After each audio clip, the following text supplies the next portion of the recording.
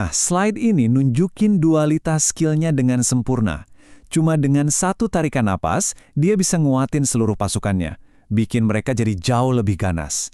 Dan di saat yang sama, nafas itu juga nyebarin rasa takut dan kelemahan ke semua musuhnya.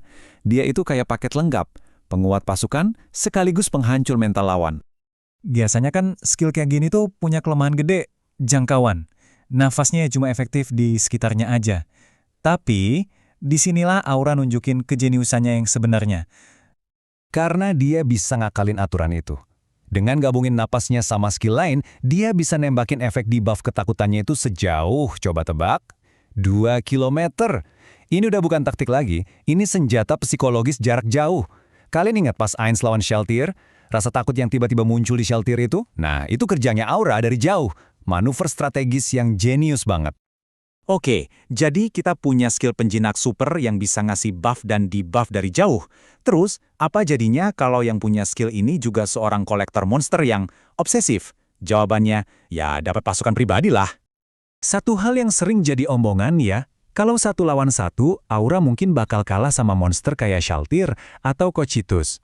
Kekuatan individunya emang bukan yang paling top di antara penjaga lantai. Tapi disinilah banyak orang salah kaprah soal Aura. Soalnya menilai Aura sendirian itu kesalahan fatal. Dia itu nggak pernah dan nggak akan pernah bertarung sendirian.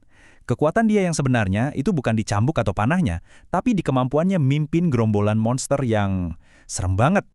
Dan lihat deh pasukannya, ada Fenrir, serigala raksasa jagoan tarung jarak dekat. Terus ada Idzamna, monster segede Godzilla. Dia bahkan bisa merintah naga level 90 punya adiknya sendiri. Tapi yang paling gila itu jumlahnya. Ratusan monster level 80 yang gara-gara buff napasnya bisa bertarung kayak level 90. Ini bukan lagi pasukan. Ini udah kayak bencana alam berjalan yang bisa dia kendaliin.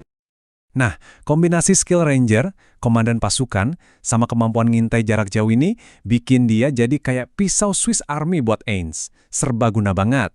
Coba deh kita lihat betapa serbagunanya dia di berbagai misi penting Nazarik. Lihat deh perkembangan perannya di sepanjang cerita. Awalnya dia cuma pengintai, bikin peta, ngamanin Nazarik. Nggak lama dia jadi utusan diplomatik dan manajer proyek. Terus, dia dipercaya buat ngawasin penjaga lantai lain di misi-misi penting. Dan puncaknya, dia jadi komandan militer yang ngejaga seluruh perbatasan negara. Dari pengintai jadi jenderal, fleksibilitasnya ini benar-benar nggak ada tandingannya di antara para penjaga. Jadi, inilah inti dari paradoks Aura. Kekuatannya itu nggak statis, dia bakal tumbuh dewasa. Koleksi monsternya bakal nambah terus dan strateginya makin matang. Pertanyaan sebenarnya bukan seberapa kuat dia sekarang, tapi bakal semengerikan apa kekuatannya 100 atau bahkan 1000 tahun lagi.